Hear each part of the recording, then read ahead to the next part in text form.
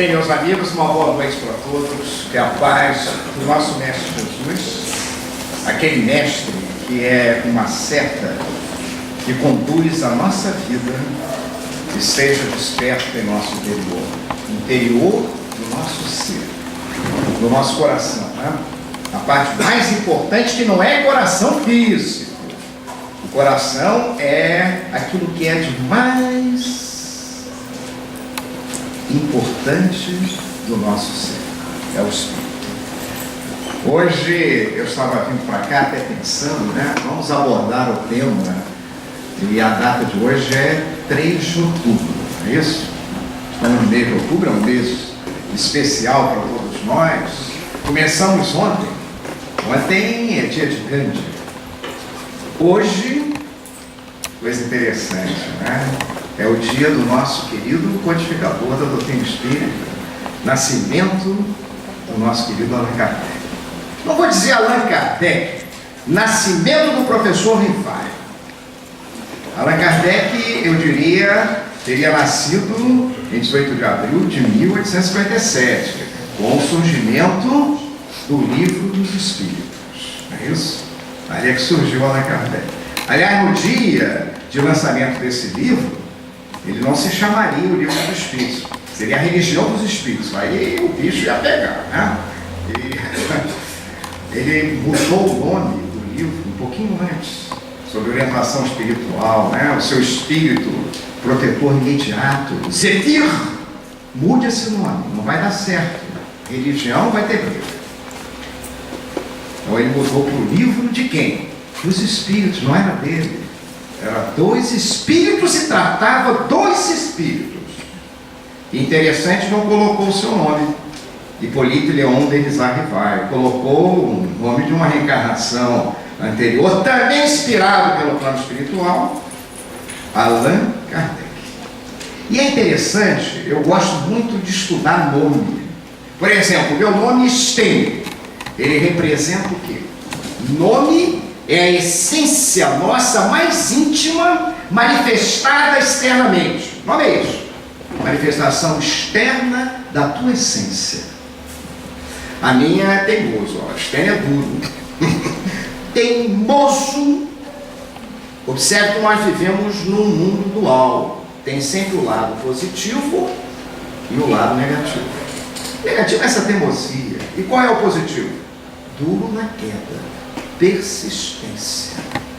Não joga a toalha antes do tempo. Ficou claro aí a dureza? Vocês poderiam até imaginar outro tipo de dureza. Aqui não tem nada a ver. Muito bem. Olha que nome magnífico de Allan Kardec. Hippolyte Léon Denis Rivai. Coloquei ali, ó, o nome dele, como consta da sua certidão de nascimento. Nome, registro oficial, certidão de nascimento. Por exemplo, o meu nome não tem acento. Aí eu poderia seguir o exterior, né? Não tem acento circunflexo. Não é? Que vale é esse? Então o nomezinho dele ali está escrito, ó, Hippolyte com Y, um P só, Leon sem acento, Denizar com S, Rivai. E a manifestação desse nome é digna de um Allan Kardec. Hippolyte, qual é o significado de Hippolyte? Reto! Então você tem o ângulo, né? O triângulo retângulo, a hipotenusa. Hippolyte, retidão no seu procedimento. Leão, de leão, de força. Que energia esse homem tinha? Que trabalho ele executou? Denizar, tem um radical divino. Vinha o espírito. Tanto que o francês diz o que, ó, o espírito vinho naquela terra, ele fica o que? Adormecido, maturando no nosso meio, crescendo em termos de evolução. E Rivai tem um radical divino, aquilo que escoa, que nunca está parado, é água em movimento. Chico Xavier, nosso lar, mostrou aquele parque das árvores, né? Água em movimento é saúde. Que nome Muito bem, dia 3 de outubro, eu fiquei vendo lá.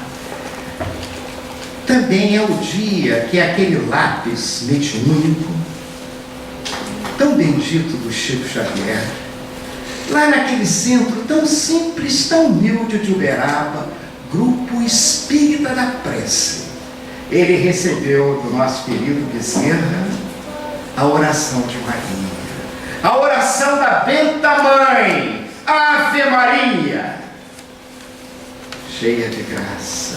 Ave Maria, Mãe de Jesus, cheia de graça, bendita és entre as mulheres. Bendito é o fruto divino do vosso divino ventre, que nos trouxe Jesus.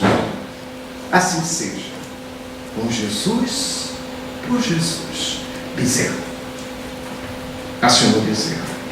Que oração. Então eu fiquei até em dúvida. Vamos falar do nosso querido professor Rivário. Ele lá na espiritualidade certamente nos disse: não, Benta Mãe. Então nós vamos falar sobre Maria e vamos pegar essa oração tão linda que o Bezerra assim nos deixou e vamos conversar sobre Maria. Maria é tão importante que o próprio nome, sabe o significado do nome Maria? Regina, rainha, estrela do mar. Desta água também em movimento, como grande rainha da nossa vida, vai nos trazer a alegria de um reino imenso que é baseado no amor. E quem fala isso é Paulo. Amanhã, já lembrando para vocês, é dia de Francisco de Assis. E dia 17, do nosso querido Fabiano de Cristo, que por extrema coincidência é também o meu aniversário. Jamais esqueço. Muito bem. Que interessante. Nós vamos conversar sobre Maria, baseado em Paulo. Foi lido aqui a primeira carta aos Coríntios, capítulo 13, que é conhecido como um texto das Escrituras, como a sinfonia do amor. Paulo baseou esse texto em Maria. Vamos voltar no tempo. Paulo estava naquelas viagens, vai para lá, vai para cá, fundar a igreja, não tinha tempo nenhum para preparar, não era assim? Formava a igreja, levava a mensagem, apanhava, sacudia a poeira, dava a volta por cima e ia para outro lugar, não era assim? E ele chegou na cidade de Éfeso. Éfeso fica hoje na Turquia. E lá na cidade de Éfeso, ele ficou hospedado na casa de quem? Na casa de Maria. Na realidade, na casa de João Evangelista. Maria já vinha idosa. Tanto que Paulo a descreve como um anjo vestido de mulher. Era uma grande alegria para Paulo. Ali ele viu a importância de realização de dois eventos. Um evento era fundar em Éfeso uma casa de apoio, uma casa fraterna, uma casa do caminho, era assim que eles eram conhecidos na época, né? Os caminheiros. Uma casa do caminho de apoio para receber todo o enfermo físico e espiritual. E ele sentiu também a necessidade de se registrar o Evangelho. Só que ele não tinha tempo para isso. Então ele pediu para o seu grande amigo, o Filos, né? Ele foi o grande amigo de Paulo de Tarso. Foi o seu médico, Lucas. Então Lucas vai a Éfeso, inspirado em Maria, nos relatos de Maria, escreve o melhor evangelho, os evangelhos sinóticos, o melhor escrito na sua língua de origem, no seu grego. Ele era médico, ele era pintor, um homem extremamente inspirado, principalmente em Maria. Paulo estava muito alegre. E como a alegria no nosso plano tem sempre um limite, não é assim? O que aconteceu nesse dia? chegou de Coríntio. Coríntio fica onde? Na Grécia. Chegou de Coríntio eu diria, né, uma equipe trazendo as novidades. E as novidades eram muito ruins. Desrespeito sobre todos os aspectos, de mediunidade, desrespeito até de uniões, de filho com mãe, mãe com filho, um desvario total. Paulo ficou extremamente entristecido. E observem que Coríntios, os irmãos de Coríntios, era o que era de mais importante para Paulo. Eu não sei se vocês sabem o porquê, sabe? Paulo, quando Saulo, ele era noivo de Abigail. Abigail procurava tanto seu irmão Gesiel, e eles eram de Coríntios.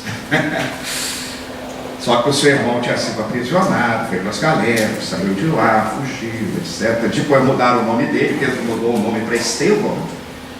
E Saulo perdeu para Estevão no diálogo e no verbo. Para um homem inteligente, não é a perda em termos físicos que é mais importante. O que ele mais sente é a perda na polêmica, no diálogo verbal. Ele não perdoou aquele Estevão, perdoou todos os outros. Aquele foi lapidado. No dia da lapidação, ele fez questão da sua noiva Abigail estar presente. E como toda mulher, nessas épocas importantes, né, fim de casamento, sempre atrasa. Ela atrasou. Chegou lá, a lapidação já tinha iniciado. E ao ver aquele lapidado, ela o reconheceu como seu irmão Gesiel. Racha, quebrou ali. Então observem que Paulo, olha a manifestação da essência. O nome anterior era Saulo. Qual é o significado de Saulo? Grande, aquele que você coloca no pedestal lá em cima.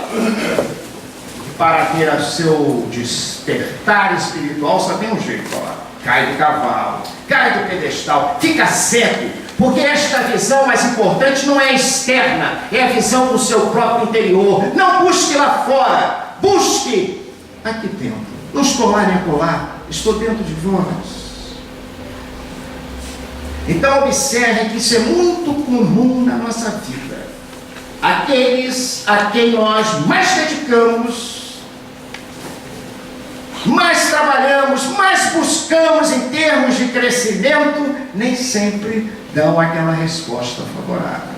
Irmãos de Coríntios, entristeceu Paulo, mas ele viu naquela noite, numa casinha branca, em frente ao mar Mediterrâneo, o que faltava aos irmãos de Coríntios estava sobrando ali, na presença da Mãe Benta, da Mãe Maria, do anjo vestido de mulher. E é inspirado em Maria que ele escreve a carta primeira a esses irmãos de Coríntios, que vocês ouviram o trecho tão importante, que é conhecido como a Sinfonia do Amor. Vamos conversar, portanto, sobre Maria, inspirado nesta carta de Paulo aos Coríntios. Qual é a primeira qualidade que Paulo viu em Maria, hein? O exemplo para todos nós. Qual é a primeira qualidade? O amor é paciente. Olha, eu sou um homem extremamente impaciente. Aí o bicho já começa a pegar. De novo, olha. O amor é paciente. Como é que eu vejo a paciência de Maria? O anjo Gabriel apareceu para aquela jovem, que devia ter em torno dos 14, 16 anos, uma jovem menina, e disse para Maria: tu és a mãe do Messias. Ele não falou no futuro, ele falou que aquilo já estava concretizado no ventre daquela jovem. E ela quis saber por quê, né? Como uma virgem como eu, nunca tive um relacionamento sexual. Estou esperando o Messias. E o anjo explicou para ela: Maria, isso não é fruto do homem. O Shekinah, Maria, está materializado em seu filho. Eu usei a palavrinha em hebraico, que muitas vezes é traduzida como a sombra do Senhor. Eu não sei que sombra é essa, ok? E fica tão difícil esse entendimento, né, de uma sombra, do Senhor com sombra. O Shekinah, na Cábala judaica, olha, para o espírita ter esse entendimento é muito mais fácil, né? Shekinah, Maria, está materializado no seu ventre. A vibração de extrema pureza, uma vibração divina, está concretizada em seu ventre. Acabou. Não precisou de mais explicação, né? Anteriormente, esse anjo apareceu lá para Zacarias, estão lembrados? E falou à sua esposa Isabel, já em adiantada em idade, está grávida. E o que Zacarias fez? Ele, que era sacerdote no tempo, estava mexendo lá com os incensos, né? Zacarias duvidou. Eu estou até imaginando. Zacarias deve ter falado assim: um velho como eu e minha mulher é estéril. Aliás, naquela época só era estéril a mulher, o homem não era. Tá certo? O homem via o sêmen sendo ejaculado, né? Então o problema era do vaso, não era dele. O sêmen já estava lá. Essa era a noção daquela época. Tá certo? E o que aconteceu com Zacarias na época, hein? Vocês estão lembrados? Zacarias ficou o quê? Surdo e mudo. Mais uma vez, para mostrar que a grande verdade, você não vem obtê-la pela exterioridade, vem do interior do próprio ser. Lamartine, um filósofo francês, é que dizia: todo homem que duvida pelo bel prazer da dúvida, não deu esclarecimento. Maria quis saber por quê, o anjo não se negou a responder. O outro duvidou. Só tem um jeito: surdez e mudez para buscar a verdade aonde? No interior do próprio ser. Toda vez que o homem duvida, pelo mero prazer da dúvida, caminha mal. Lamartine dizia assim: eu espírita diria, evolui mal. Ou fica estagnado nesse processo. Ok? Olha que paciência a de Maria. Ela explicou a José toda essa situação? Não. Se foi o plano espiritual responsável por aquela situação, era da responsabilidade do plano espiritual transmitir a José. Concorda comigo? Ela foi extremamente paciente. Hein? Aliás, José não aceitou, né, aquele processo. Eu até pergunto, né, qual José hoje aceitaria a sua mulher, depois de algum tempo manifestando o estado de gravidez, afirmar que foi o Shekinah o responsável? Ok? José iria abandonar Maria, está registrado nos evangelhos, daria a ela uma carta de divórcio e se afastaria dela. O que aconteceu? Ele era médium onírico. Então, em sonhos, o anjo Gabriel aparece novamente para ele e diz o quê? Explica para ele.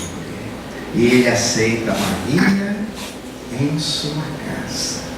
O espírito evoluído, aquele que demonstra o amor, é paciente.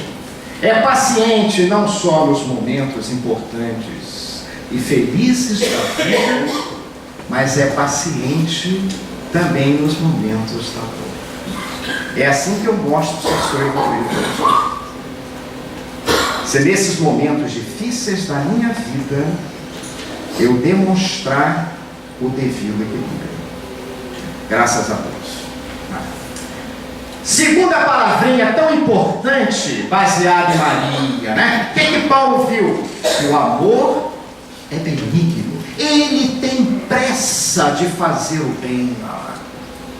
Serás a mãe do Messias. Parece que logo a seguir o anjo mudou de conversa. Olha, a sua parenta Isabel já está grávida há 6 meses. E Maria levanta rapidamente e vai para Raiquerim, na casa da sua parente Isabel, para ajudar. Olha que pressa de fazer o bem. E ao chegar em casa de Isabel, aquele espírito que estava no ventre de Isabel se manifesta. Olha que envergadura de espírito, hein? Tendo a consciência no ventre de mãe, se manifesta. E Isabel, é só ler o Evangelho, pessoal. Isabel fala grosso: eu não sou digno de receber a mãe do meu Senhor, a mãe do Messias, em minha casa. Quem é que se manifestou ali, hein? No ventre da mãezinha Isabel. Quem foi? Hein? Não, João Batista ainda não tinha nascido, foi Elias. É o espírito de Elias ali se manifestando. João Batista só seria a personalidade de João Batista depois daquele nascimento.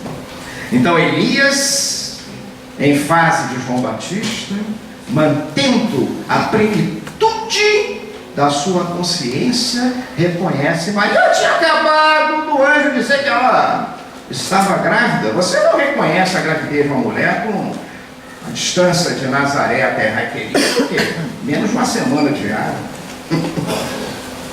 Coisa bonita, né? O amor é benigno, tem pressa de fazer o bem, não é invejoso. Não é invejoso. Por exemplo, vou ser a mãe ou pai do Messias, né? Tinha castelo, nasceu em gruta. Eu já faria um rol aqui de exigência, né? Quero isso, mais aquilo, né? Como é que Maria se colocou perante a sua missão aqui na terra? Espírito de altíssima criatura.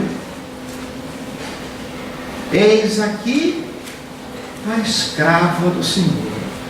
Faça-se em mim conforme a tua vontade. Olha, sem vaidade, sem ambições, né? O verdadeiro amor não se vangloria, não busca uma glória que seja vã, né? Interessante. Glória vã. Glória em grego é dosha. Dosha é substância. Maria tinha aquela substância e não era vã qualquer. Ela tinha uma substância de um espírito que praticamente nas últimas né, situações de envergadura, dentro daquilo que nós entendemos como crescimento espiritual, né? E é interessante que esse espírito, ele se manifesta aqui no nosso plano.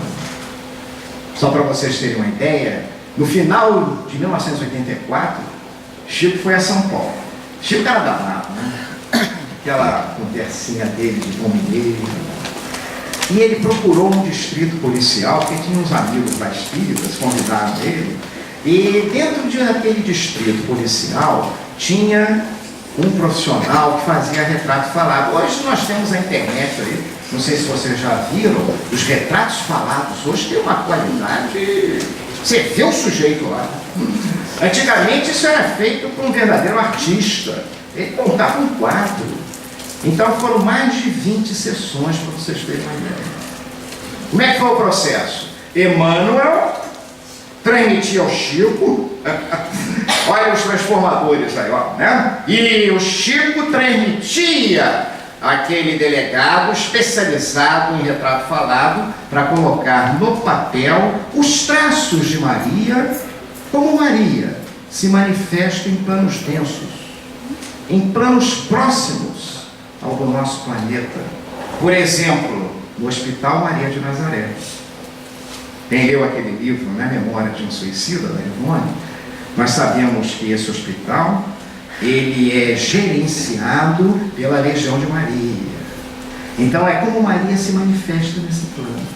Hospital especializado em suicidas. A esses irmãos que cometem um ato totalmente inconsequente, só uma mãozinha extremamente iluminada, como a de Maria, pode dar um conforto, um lenitivo espiritual. Não se ensoberbece e nem se porta inconvenientemente. Olha que coisa interessante. Não sei se vocês estão lembrados do Evangelho. Tem uma passagem de Jesus. Ele estava reunido com seus apóstolos numa casa, promovendo curas de enfermidades físicas, mas principalmente espirituais. A casa lotada. Não cabia mais ninguém. Não se conseguia entrar naquela casa. Tanto que tem a passagem, o posicionamento de um homem aleijado numa maca pelo telhado. Fizeram uma trapezunga razoável, né? Através do telhado. As casas naquela região da Palestina normalmente não tinham telhados na parte central. Choveu lá na realidade. Ó. Então desceu lá por cima essa maca com este homem para ser tratado. Né? E nesse momento Maria chega nesta casa. Não conseguiu entrar.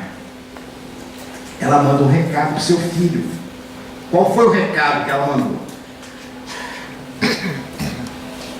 Quando ele pudesse, se pudesse, se quisesse, ela gostaria de conversar com ele. Porque houve um zum lá em Nazaré que o seu filho tinha perdido a razão. Deixou Maria muito entristecida. E ela foi rapidamente para aquela região lá de Cafarnaum. Ter o seu filho, ter notícias dele, saber o que estava acontecendo. Como é que você se comportaria no lugar de Maria? Seu filho, importante na região, a casa lotada, e você gostaria de conversar com ele. Eu acho que você daria uma carteirada. Sabe o que é uma carteirada, né? Hein? Todo mundo sabe que é uma carteirada. Olha, eu sou a mãe dele, ó. Deixa eu passar aqui, ó. Senão eu vou falar para ele para procurar você. Olha, já ia abrir logo um buraco ali razoável, hein? Maria não tem esse comportamento. O espírito evoluído não se porta dessa forma. Ficou claro isso? Olha que exemplos que nós encontramos neste anjo vestido de mulher. Ela não busca o seu interesse. Amor verdadeiro não busca o seu interesse. Vocês estão lembrados lá das bodas de Caná? O que aconteceu lá nas bodas de Caná? Estava Jesus, os apóstolos e Maria presente naquele casamento de alguém da parentela de Maria. Faltou o que? Vinho. Casamento sem vinho não existe. Vinho, eu comecei aqui falando, né? Do nosso Hipólito Leão Denizar Rivaio. O Denizar, olha, vinho é o espírito. Casamento sem a manifestação desse espírito, deste amor, Deus é luz, Deus é amor, Deus é espírito. Não existe. Como é que o Bezerra dizia que ele casava, hein? Ele sempre dizia, eu casei por amor. Casou com duas Cândidas, né? Duas mulheres que tinham candura no nome. E ela é mãe, não era isso? Ok? Tá certo? E ele sempre afirmava, casei por amor. Até a gente pergunta qual foi das duas a mulher que Bezerra mais gostou. Com a primeira teve 2 filhos, com a segunda teve 10 filhos. Bezerra teve 12 filhos. Não brincou. Cabra na peste, olha lá. No nordestino, cearense. Qual foi a que ele mais gostou? Eu diria que foi da sogra, porque ele trocou de mulher, mas não trocou de sogra.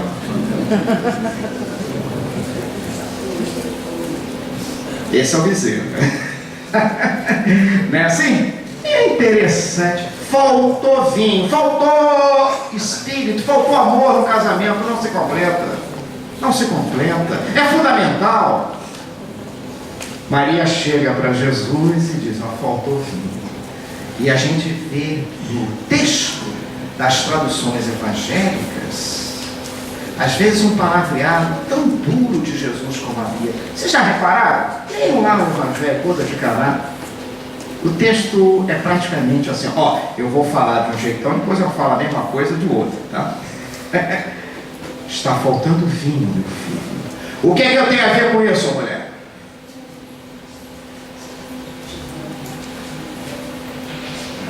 Jesus falou para Maria A mulher aí, na época, a palavrinha senhora de hoje. Senhora, eu tenho a ver com isso? Ela nem respondeu, imediatamente ela mandou os servos, né, encherem 6 talhas de pedra com água. Não sei se ele impôs as mãos, mas aquele vinho se transformou, na realidade a água se transformou num vinho que em Israel jamais alguém bebeu igual. Aliás, é fácil a gente entender, né? Israel, Deus, aquele que luta contra. Nesse mundo, Israel é esse mundo aqui de todos nós, não é uma região lá da Palestina. Nesse mundo em que nós só lutamos contra a lei, esse vinho, esse amor de Maria e de Jesus não tem igual. Interessante, né? Ele não busca o seu interesse, por quê? Olha só, se num casamento faltou vinho, vamos agora numa tradução bem chula aqui, ó. Faltou vinho. Se Jesus é chamado por Maria, em termos de preocupação de Maria, para resolver isso, que parece até uma questão tão simples, né? Faltou vinho. O que vocês acham que a mãe da humanidade terá como comportamento para essa humanidade tão querida dela, quando faltar algo de saúde física, algo de saúde moral na nossa vida, hein? Se para uma festa de um casamento ela se preocupa tanto, ela certamente servirá de mãezinha de todos nós, com certeza, para chegar a Jesus em nosso favor. Ah, amor, não se irrita. Aí é que eu vejo o quanto eu estou distante de Maria. Vamos ver se sou eu só, hein? Olha, Jesus, 12 anos. Eles foram para a festa da Páscoa em Jerusalém. Saíram de Nazaré, foram para Jerusalém, né? 3 dias de viagem, normalmente, ó. Vão chegar a Jerusalém, aquela festança, né? Na época não havia televisão, não havia internet, não havia blog, não havia nada disso. Então, aquela festa da Páscoa, etc., aquelas festas eram a maneira com que o povo tinha de ser informado do que estava havendo nas outras regiões. Era aquela multidão, né? Bom, passar aquela semana, vamos retornar agora para Nazaré. Um dia de viagem de retorno, Maria e José dão falta do menino. Um dia de viagem. Então fica até fácil a gente entender que Jesus, ó, dava umas sumidas, ele não ficava ali permanentemente. O espírito evoluído dele não ia gastar esse tempo à toa. Ok? Um dia deram falta do menino. Aí voltaram, né? Mais um dia de viagem. Chegaram em Jerusalém, procuraram em tudo, nas casas de familiares, aonde eles foram, e não acharam o menino. Olha, essa possivelmente foi a maior dor que Maria sentiu. Pergunte uma mãe o que é mais dolorido: a ausência de um filho, não sabendo aonde ele se encontra, não tendo a menor notícia, ou até saber que ele desencarnou. A ausência, né? Tem as mães dessas praças aí em diversos países, né? Que dor é esse sentimento? Que dor que Maria deve ter sentido. E nesta dor, como espírito evoluído, ela buscou a fonte maior, através de oração. E foi para onde, hein? Ela foi ao templo orar. Como é que a oração é importante? Olha o exemplo de Maria nos templos. Olha lá. Chegando no templo, lá estava o menino, ensinando aos doutores na lei. Maria chega, o menino Jesus se dirige a ele e o questiona: meu filho, nós estamos há 3 dias, eu e seu pai, lhe procurando. E qual foi a resposta que o menino deu a mãe? Mais uma vez, as traduções são duras. Mulher, você não sabe que eu deveria estar aqui na casa do meu pai, cuidando das coisas do meu pai? Vou falar como Jesus. Eu não sei falar como Jesus. Segundo Lucas, Jesus falava empacotado de amor.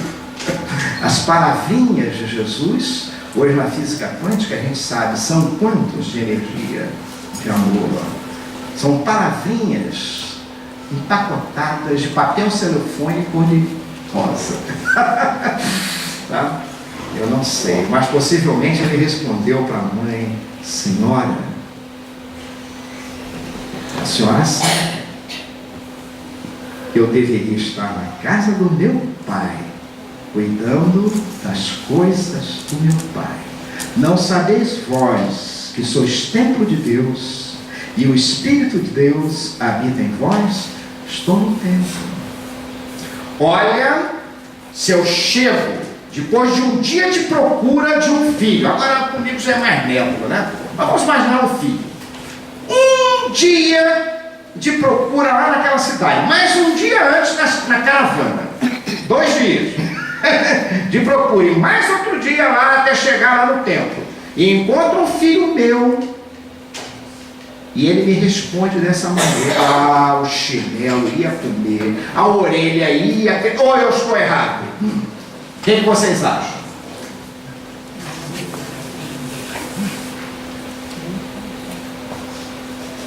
Ensino profundo, esotérico da passagem.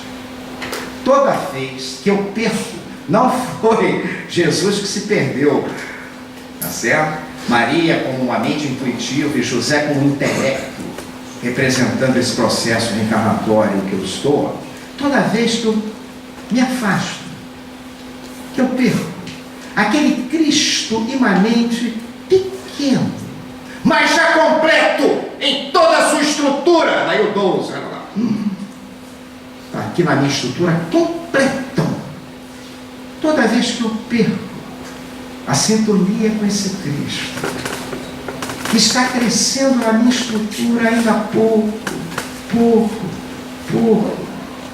que eu me afasto dele, só tem um jeito de achá-lo. É neste tempo menor. E qual é o meio que eu tenho para atingi-lo? A oração. Maria entendeu perfeitamente a mensagem. Não se irrita, não julga mal. Espírito evoluído não julga mal. O meu julgamento ele é sempre correto, porque ele é limitado. Vamos ver a passagem do Evangelho tão esclarecedora desse adjetivo de Maria. Para quem Jesus apareceu pela primeira vez depois da cruz? Né?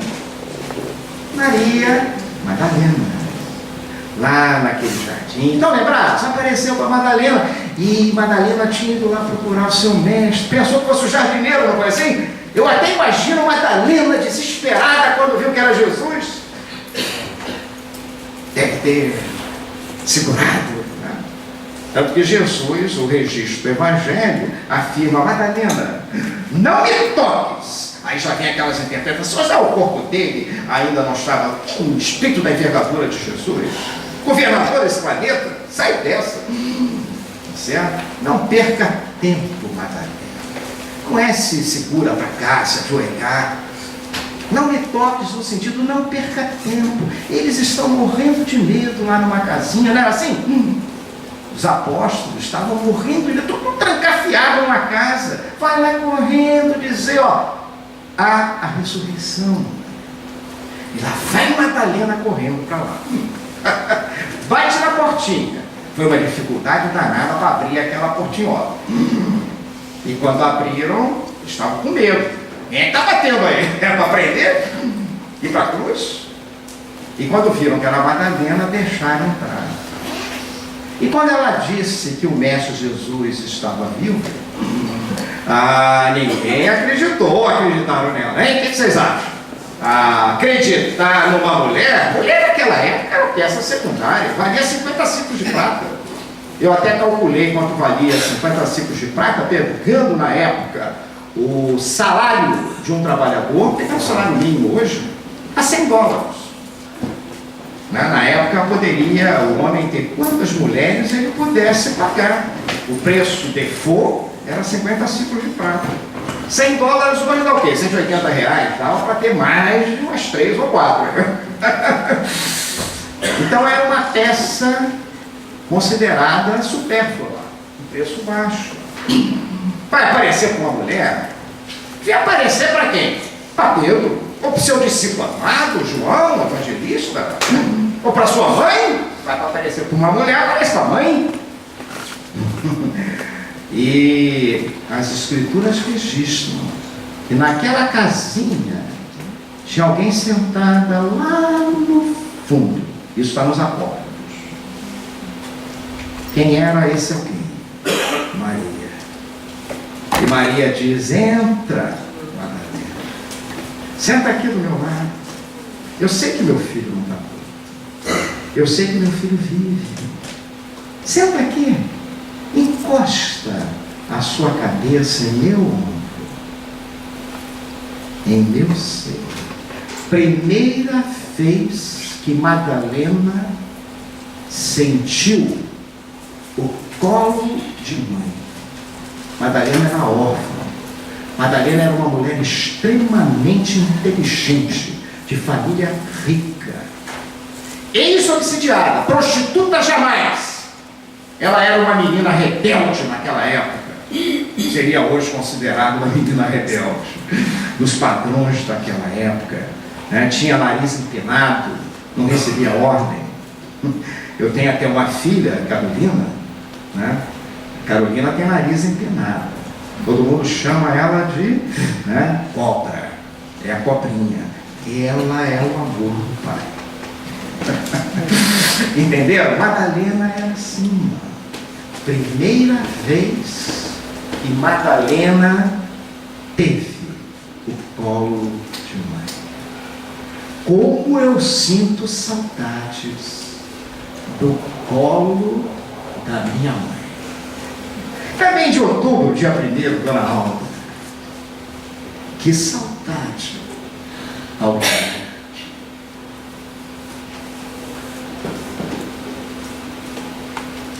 Maria não julgou Madalena. Sabia quem era aquela mulher.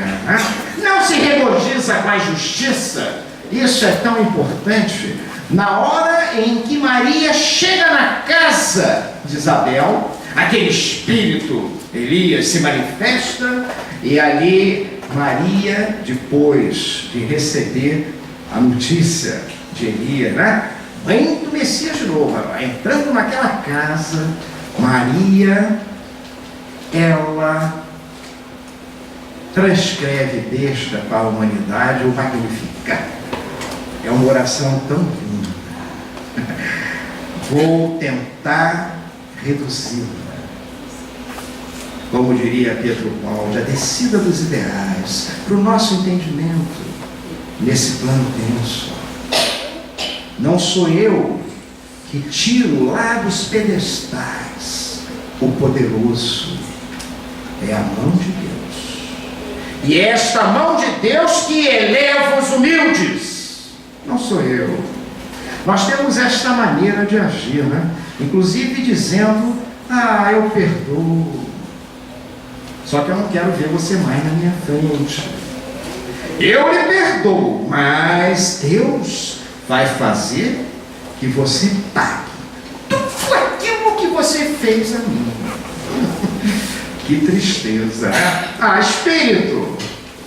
Espírito evoluído não tem esse proceder injusto. Como é que ele então se regozija? Ele se regozija com a verdade.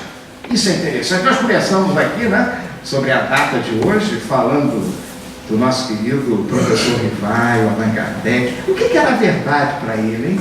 Em termos espíritas, quando, através de médiuns diferentes, em momentos diferentes, aquele mesmo assunto era descrito com perfeita sintonia. Não era assim? Bastava isso? Não. Não bastava isso. Tinha que passar, antes de tudo, pelo crivo da razão. Daí a importância da fé raciocinada.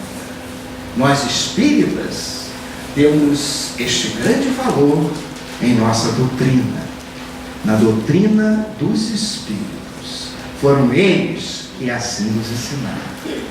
Que interessante, né?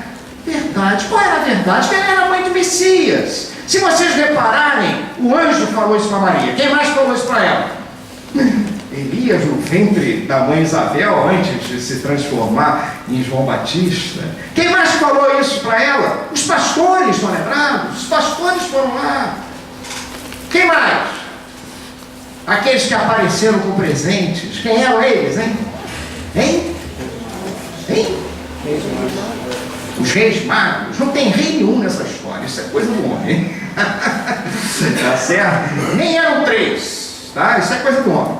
3 foram os presentes. Eram os magos. Eram sábios, matemáticos, homens da ciência, que foram levar aquele casal lá em Belém as informações. Quais foram os presentes? Aí sim, são 3. Olha, isso é que é verdade. Quais foram os 3 presentes que são presentes para todos nós?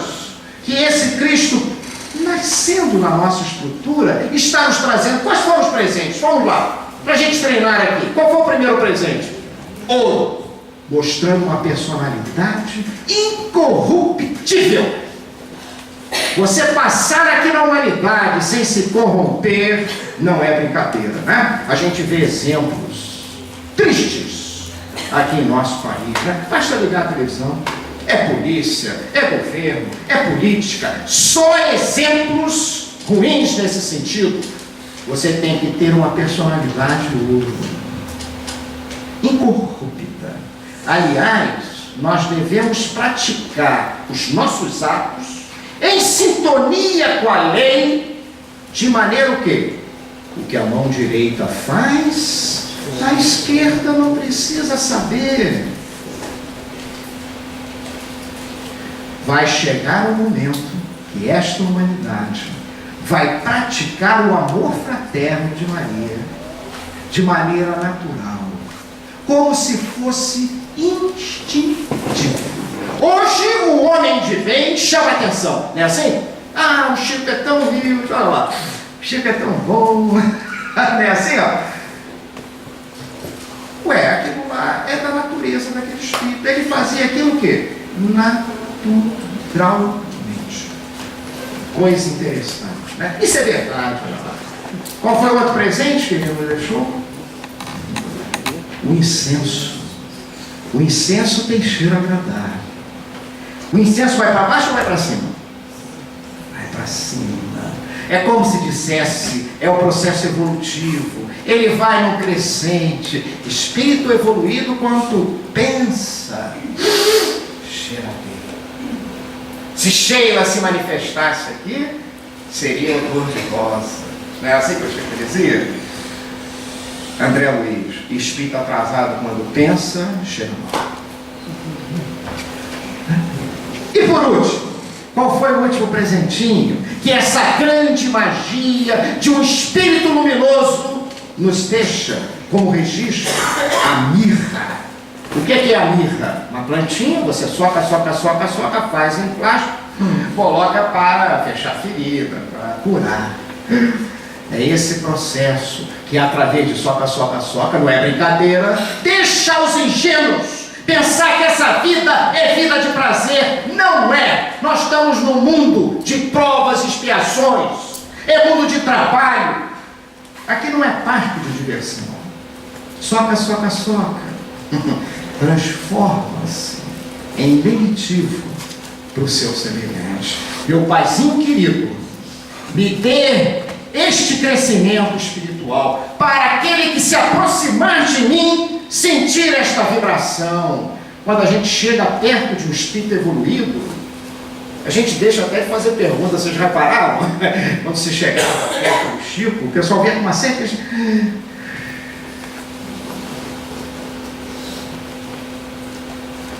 é motivo de paz para a nossa estrutura. Que beleza, né? O amor tudo sofre, o amor tudo suporta. Maria como sofreu, né? Naqueles últimos momentos de Jesus, se dirigindo àquele monte da caveira, levando aquele travessão da cruz, né? Ele era menosprezado, cuspiram até na senhora, xingavam Jesus e aqueles que ainda o defendiam, né? E muito interessante, grande parte desses se transformaram em criminosos, ladrões, e por tristeza maior, suicidas no plano físico.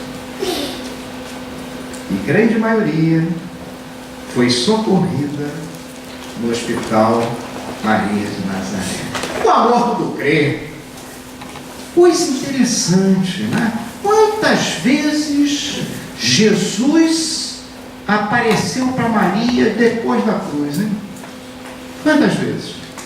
Olha, apareceu para Madalena, para as mulheres chorosas de Jerusalém, apareceu para Pedro, apareceu para os apóstolos na ausência, tá certo, de Tomé, não foi? O Tomé não estava lá naquela casinha, então tinham 10, porque Judas tinha saído, tá certo? Então tinham 10 lá presentes. Depois apareceu para Tomé, então mais 11 lá.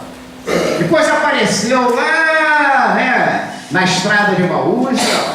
Depois apareceu lá na Galileia, na pesca milagrosa, vocês estão lembrados? Depois do fenômeno da ascensão, para mais de 500. Não tem um registro do Evangelho de Jesus aparecendo a Maria. Não tem. Por quê? Porque o espírito evoluído não precisa de fenômeno. Não é o fenômeno que desperta.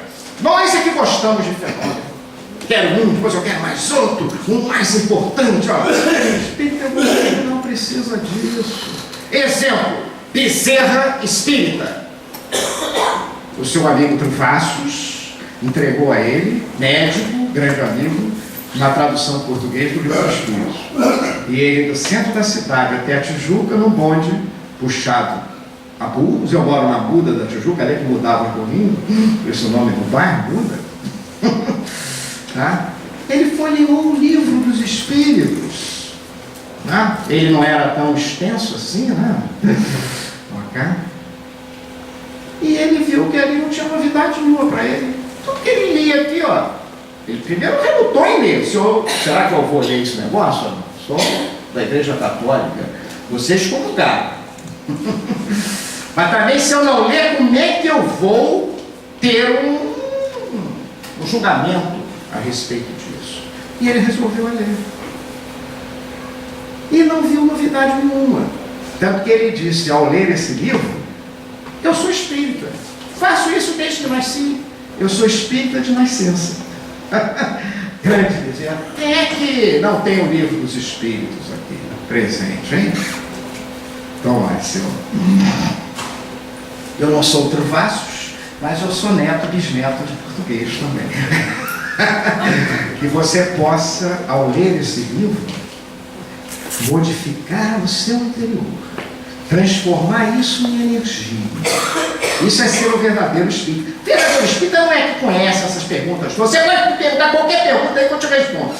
Te dou toda a explicação. Agora eu quero saber se eu faço aquilo ali lá fora. No meu lar, na minha família, no meu trabalho. Esse é o verdadeiro espírita. Ele conhece a doutrina, se modifica interiormente e aplica. Isso é que é fundamental. Ficou claro? Esse é o Bezerra. Tudo crê nesse sentido. Não precisa de fenômeno. Tudo espera. Maria, como estou terminando aqui, ó, faltam 3 minutinhos, né? Já no finalzinho da sua existência, já tão idosa, ela tanto queria participar das parábolas de Jesus, daqueles fenômenos de cura, Ela ficou em Nazaré, cuidando da família, como uma verdadeira mãe. Foi assim, ó. Chavelinho, cansada, ela pediu ao seu filho: me receba na espiritualidade. E Jesus assim concedeu. Mas antes, ela fez um pedido ao seu filho: que ela pudesse ir a todo canto deste planeta, onde houvesse uma pessoa que estivesse sofrendo em nome do seu filho, para levar um conforto. Ela é mãezinha de todos nós. Nesse sentido, foi assim que ela foi até Roma. E em Roma, Joana de Cusa, sua parenta, estava para ser sacrificada às feras. E ela intui Joana para cantar. Foi assim instituído o cântico no cristianismo. Vocês estiveram aqui antes da nossa reunião, preparando essa ambiência, uma música suave, cantada. Como isto nos faz bem. Como é que Maria ensinou Joana a cantar? Cante, minha filha. Salve, salve o Cristo. Salve Cristo, ave Cristo, ave Cristo. Aqueles que vão morrer, que vão ser sacrificados. E agradecem, e sintonizam como um verdadeiro. Interessante que desencarnava antes da dentada da fera. E Roma ficou estupefata com esse fenômeno. Maria, terminando o estudo. Esse Paulo é danado, né? O que ele disse a respeito do amor fraterno de Maria? Que ele jamais acaba. Será que o amor de Maria realmente jamais acaba conosco? Pelos olharezinhos aqui, ó, a gente sente perfeitamente que esse amor é infinito, ele é eterno. E como Vinícius dizia, é eterno enquanto dura, né? Assim, porque enquanto durar a nossa enfermidade, esse amor estará sempre presente em nossa vida. E quando nós atingirmos a situação de um espírito puro, esse amor também estará, mas em plena sintonia com o nosso ser. Vamos fechar as nossas vistas e vamos experimentar esse amor de Maria através da nossa oração, terminando o nosso estudo. Então vamos relaxar esse corpinho, fechar a nossa vista, pedir que esse amor tão grande penetre em nosso interior, em nosso ser, trazendo para todos nós uma limpeza física, em termos de saúde física, mas antes de tudo, uma limpeza espiritual. Nós sabemos que esse anjo tão lindo, tão belo, tão grande, mulher vestida de anjo, santa, santa que entre as santas tão santas, tu foste ungida, cristal de rutilante transparência, que alumia e apacenta a nossa vida. nos jardins do Senhor, tu foste escolhida e apontada como anjo de clemência para sofrer a cruz, a incoerência da humanidade em luta, enraivecida. Virgem Maria, excelsa companheira, ai de nós, dadivosa mensageira, ai de nós, se teu hálito bendito não soprasse as correntes do infinito, se teu manto, Maria, não fosse o nosso ninho, esse ninho que nos acolhe, esse ninho que nos seduz, que nos aquece, que nos aproxima dia a dia, passo a passo, do seu Filho tão querido, do nosso amigo, do nosso mestre, do seu Filho, Jesus. Vamos respirando lentamente e voltar ao nosso estado normal. Graças a Deus, uma boa noite para todos. Muita paz.